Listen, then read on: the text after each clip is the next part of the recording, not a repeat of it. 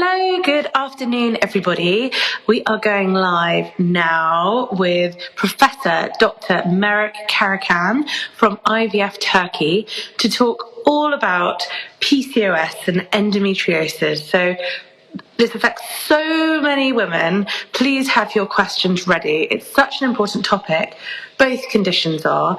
And we're going to be doing a deep dive into symptoms, suggested treatment options, how this may impact fertility, you name it. So please don't be shy. Feel free to ask questions as we go along. That's what he's here for. We're very lucky to be linking up with IVF Turkey today and leaning on Professor Dr. Merrick's expertise. So let's see if he's here and we can start. Hi, welcome everyone. Nice to see you today.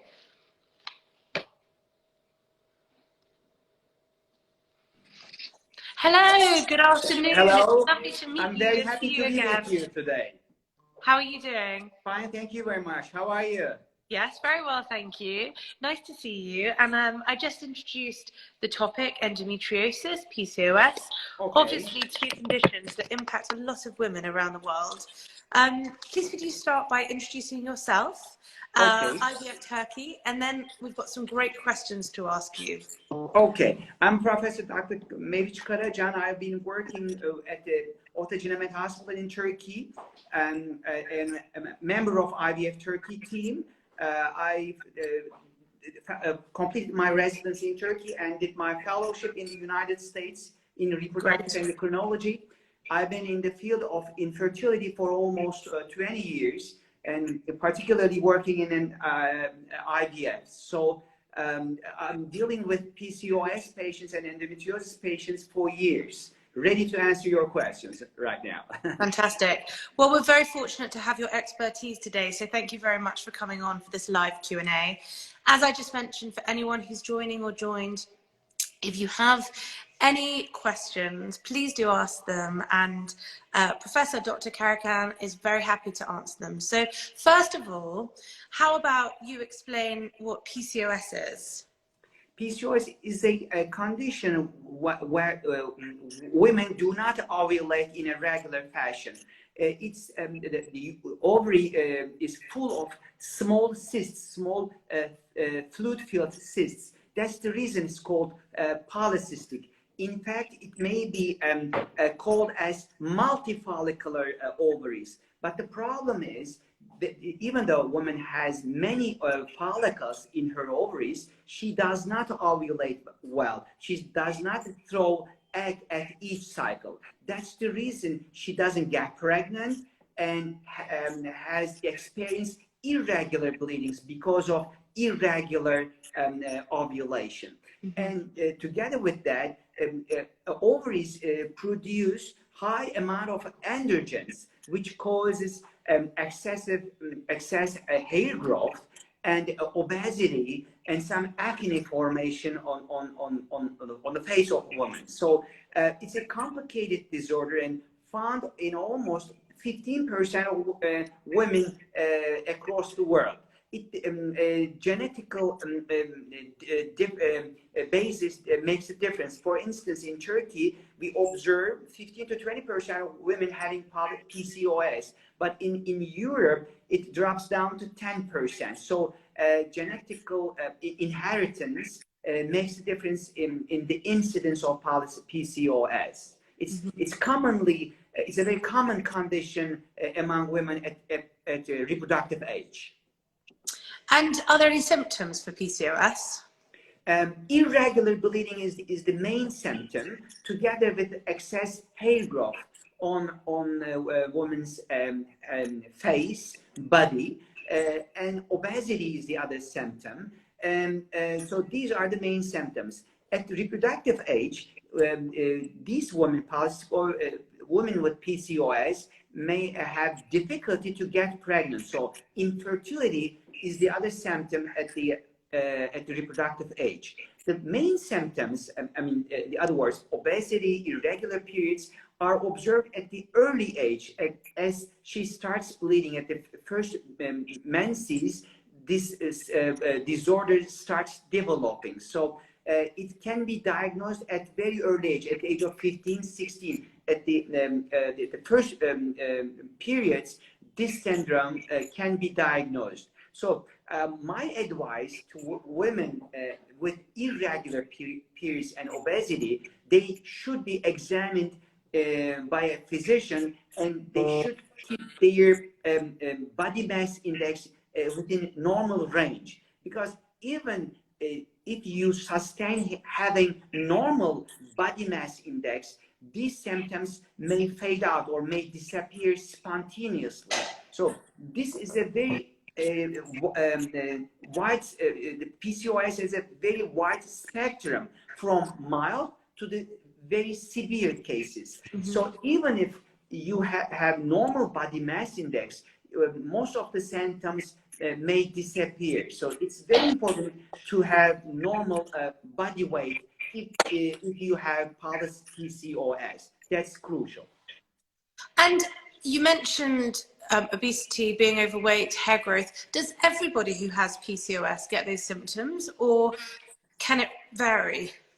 Yeah, it varies actually. If you have a polycystic ovarian appearance on vaginal ultrasound, it doesn't mean that you will have all these symptoms, obesity, irregular periods. If you have a normal body weight, you might not experience all these symptoms. So that's important. The lifestyle and your diet, exercise are very important factors affecting this woman's symptoms. Even if you have PCO, polycystic ovaries, if you are on a good track, if you are not obese, if you take care of your diet and you exercise, you get rid of many of these symptoms and live in a regular fashion. You might have regular periods. You can get pregnant on your own easily. But if you do not care these problems, these conditions, and if you gain weight, then your menstruation regularity will be disturbed, and then you'll have difficulty to get pregnant. Do you see a lot of patients who suffer from PCOS at IVF Turkey? Do people come over for your speciality and for your support to get pregnant when they're suffering from this syndrome? Yes, we have many patients coming to Turkey with the PCOS. Almost 10 to 15 of our patients, or 20 of our patients having female factor and having irregular periods have been diagnosed as having PCOS.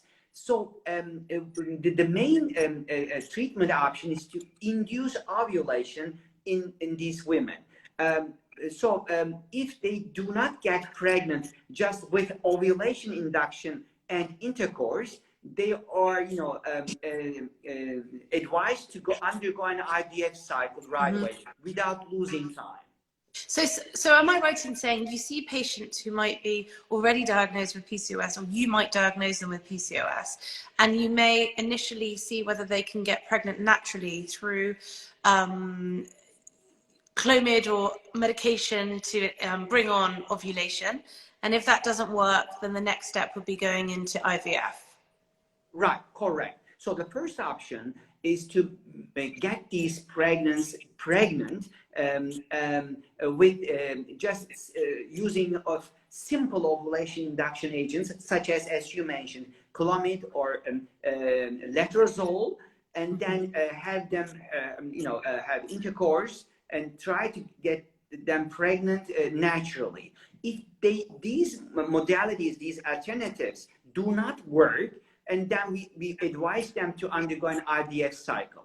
By doing IVF, we stimulate their ovaries and collect their eggs and fertilize them in the lab. So that's the last option. So the first option, always try to get them pregnant naturally. Okay, that's really good to know. I think that if people, from what we've heard in the community, and if anyone out there feels like this, let us know. And also from your professional expertise, do you find that if someone gets a PCOS diagnosis, they immediately think that they won't be able to get pregnant. Right. They can get pregnant naturally. Absolutely, it's possible for them to get pregnant on their own. But as I mentioned before, they should take care of their lifestyle. The main two key factors are healthy diet and exercise. Unfortunately, it's sometimes impossible to convince them to lose weight. Because of, if they lose weight, they can get pregnant easily on their own. But according to this recent studies, only 5% of women, so that low percent of women lose weight after the diagnosis of PCOS. So Wow. 1 out of 20, unfortunately. So even though we know that this is a crucial factor, only 1 out of 20 women lose weight after the diagnosis of PCOS. And if, whilst we're still on PCOS, if you're going down the route of IVF with you, for example, at IVF Turkey, then is it common for people who suffer with PCOS to produce more follicles? Yeah. Would you please repeat the question? I couldn't catch there was Of course. For PCOS patients who are undergoing IVF with you, is it more likely that they will produce more follicles? Right. Since, as I mentioned, there are multiple follicles in a PCOS women. Normally, we observe 10 to 12 follicles on both sides in a normal ovulating woman at a reproductive age, 10 to 12. But in PCOS patients, this number may be up to 25, 30 follicles on both ovaries. So it's a tricky, cumbersome condition because we need to stimulate ovaries to get as many good eggs as possible. But sometimes PCOS women respond to medication vigorously, producing almost 20-25 follicles, making them susceptible to ovarian hyperstimulation syndrome, which is a life-threatening condition. And if it occurs, the accumulation of fluid in the abdomen and in the thorax, in the chest, might disturb women's health condition. So that's very important. So it's difficult to ovulate or stimulate ovaries in a woman with PCOS. Sometimes we do not achieve to get good eggs out of stimulation in that kind of women. And also in some cases, we do stimulate women, get eggs after aspiration, we retrieve eggs, but do not transfer the embryos because of the high risk of hyperstimulation syndrome. We freeze all of the embryos and transfer them in the frozen embryo transfer cycle. So that's the important factor. That's really good to know. And the next topic we're going to talk a bit about is endometriosis. Okay. Before you explain to people what that is, for those who may not know or may think that they might want to get it checked out, because I know that it's a condition that can take a long time to get diagnosed, years for some people. Right. Why are PCOS and endometriosis often grouped together as conditions? Endometriosis is, let me start by describing what endometriosis is. Endometrium is the name of the lining inside the uterus. But sometimes this tissue, namely endometrium, can grow as outside of the endometrium, such as in the ovary or in the behind the uterus, causing pain during menses and during the intercourse. So these are the main two factors the main two symptoms of endometriosis: painful intercourse and painful menstruation. And together with that, as time goes by, these implants, these endometriosis implants, endometriotic implants outside the uterus, might cause severe adhesions in the pelvic area, causing tubal obstruction. So endometriosis is consisted of three main symptoms: dysmenorrhea, painful menses, painful intercourse, and finally infertility. But these two first symptoms can be found in many women. That's the reason a lot of women delay the diagnosis of endometriosis. They don't go to doctors, and they don't get the diagnosis of endometriosis. Even if they go see their physicians, these tiny implants, tiny foci cannot be diagnosed with ultrasound or with any other radiologic methods. That's the reason we sometimes diagnose these condition later than women needed to.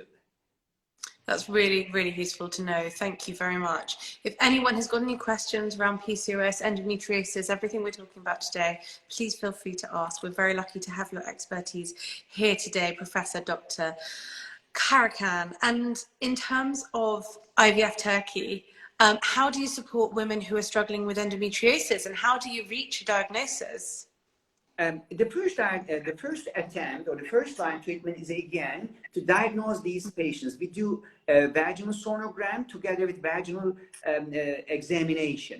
In case we observe endometrioma, this is the cystic structure formed in the ovary because this bleeding happens each month. Since this blood cannot go out of the body, it accumulates in the cyst in the ovary, causing pain and discomfort in the lower pelvic area. So after the examination, if we diagnose endometrioma, this cyst, we talk about the next step. If the cyst is small and the tubes are patent, then we follow these women to get pregnant on their own if they are willing to get pregnant. But if they have symptoms of pain and discomfort and pain during intercourse, the surgery, laparoscopic removal of the cyst is always discussed or counseled with these patients, because it unfortunately deteriorates the quality of life of the women with with endometriosis. So diagnosis is the first step, then treatment is adjusted according to the patient's needs and patient's future plans. And so what would be the general way that you would support an endometriosis patient at IVF Turkey with treatment? What would be the usual treatment plan? If the tubes are patent and the sperm analysis is normal, we stimulate ovaries and try to get them pregnant on their own again. We wait them for getting pregnant on their own.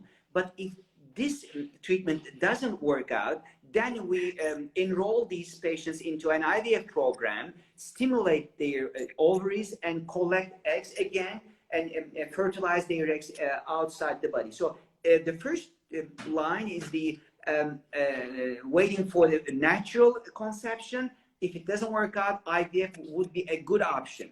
But in the presence of cyst over 3-4 centimeters causing pain, then first line treatment would be removing the cyst, removal of the endometrioma, and then enrolling all these women to an IVF program. So it depends on patient's condition and patient's symptoms.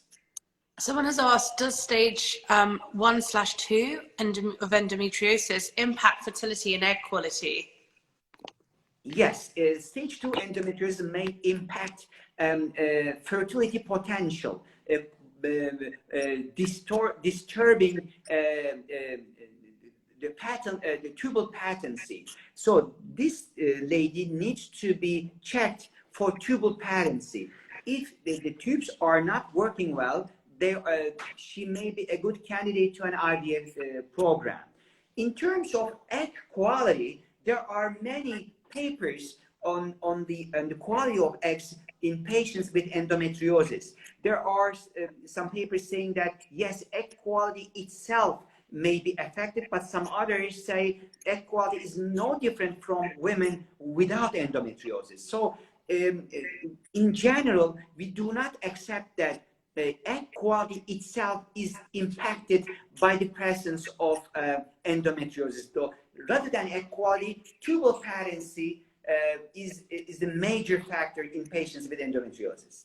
Okay, that's really useful to know. Thank you so much. You're welcome. And in terms of success rates, what do success rates with IVF or fertility treatment look like for endometriosis and for PCOS? It obviously, success rate obviously depends on two major things. The first one is the woman's age, and the second one is sperm quality. If the woman's age is less than 35, pregnancy rate is almost 40-45% per cycle for both conditions. But if the patient's age is over 40, pregnancy rate per cycle drops down to 15-20% for both conditions. So my message to our patients that do not delay, do not postpone your plans to get pregnant. So because age has a very important impact on the egg quality. And in addition to that, patients with endometriosis and endometrioma may suffer if they delay their treatment, because if endometrioma gets bigger, gets enlarged, they disturb this disturbs the ovarian environment, causing less oocyte, less egg retrieval. So age is the major factor in the success rate through IVF. Really useful to know. Thank you so much. Someone has just said, and I'm not surprised because you are such a leading expert in this field, and everyone should get in touch with you and the team at IVF Turkey to find out more, especially around these conditions. Someone has said, what's the procedure to get in touch with you? So if you head to our link in bio, we've linked up the IVF Turkey website so you can contact the team. Feel free to DM them. Us, they'd love to help you. And also on the Sunday, the 27th of November, your team are in London offering free patient consultations and personalized Q&As. So please, again, reach out to the team. You can message us to be put in touch, or go to our link in bio, and they're more than happy to help. And I strongly advise people take up this free consultation opportunity because it's amazing. Do you have time for a question? Okay. Okay. Is there any other question right now? Yeah. Someone has said that they are 38. What would you suggest for someone with PCOS who has been put on BC, Mirena? Is that birth control? The Mirena? Yeah, Mirena is birth control, right? Yeah. Gained weight, told to lose weight, which is very, I know it's hard, but unable to, but the doctors, I believe, have been unhelpful. After losing weight at the age of 38, it's kind of advanced, not advanced, but it's between age 35 to 40. We don't want to lose more time to undergo an IVF cycle. If they have been trying to get pregnant for like more than 2 years, at the age of 38, I would recommend them to use at least 3 to 4 months with ovulation induction and insemination, one or twice. If this method does not work out, then IVF would be the next option. At the age of 38, I strongly advise them not to wait for a long time to undergo an IVF cycle. You should act right away. That's really good to know. Thank you. I've just put on there, someone has said, when is the consult happening in London? The day. I said Sunday, the 27th of November. So go to our link in bio to speak to the team, because you need to book in for a free consultation with the team. And you can find out more. And I so appreciate your time today. It's been really interesting, and I'm sure everyone's found it very educational. Thank you for answering those personalized questions too. Anything else you think that we should say as we finish on the topics today? No, but again, I just like to emphasize that the age that does matter in the treatment of IVF. If you like to have a baby, please do not postpone your treatment, and go. If you have irregular periods, having pain during intercourse, having pain during menses, please go see your physician to rule out endometriosis. Yeah. And after trying on your own, please go ahead and try an IVF cycle to get pregnant. Time is very important in both of conditions, because as time goes, ovarian reserve declines as oocyte quality. Please be careful about your age and go see your doctor right away. Great. Do you have time for 2 more quick questions? And then I suggest that everyone follows our link in bio, books in for this fabulous day on the 27th of November for meeting the team in person to have your questions answered for free. So is surrogacy in Turkey legal or an option? No, unfortunately not. Surrogacy is not legal in Turkey, but my colleague can advise them, can lead them to other countries for surrogacy, but surrogacy is not legal in Turkey. What about someone with type 2 diabetes? Is it possible to get pregnant? I couldn't understand the question. Type 2 diabetes, is it possible to get pregnant? Type 2 diabetes. So it's important to have normal blood glucose level in patients with type 2 diabetes. Yes, it's possible for them to get pregnant, but blood sugar level should be carefully regulated before they attempt to IVF cycle. Yes, they can get pregnant. Please take care of your blood glucose level. You should have these levels be regulated. And if you are obese, if you are overweight, please lose weight before attempt. It significantly will increase your chance of getting pregnant.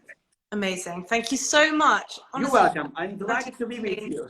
Fantastic. We've had so many questions. Thank you very much. I'm looking forward to seeing you again. I'm very happy to be with you. Absolutely. And for the person asking about surrogacy, please do get in touch with their team to find out more about options elsewhere, and also make the most of this patient meeting on the 27th of November. Head to our link in bio, and we look forward to speaking to you and the team at IVF Turkey soon. Thank you so much for your time today. You're welcome. Thank you very much. See you soon. Bye-bye. Bye-bye. Bye.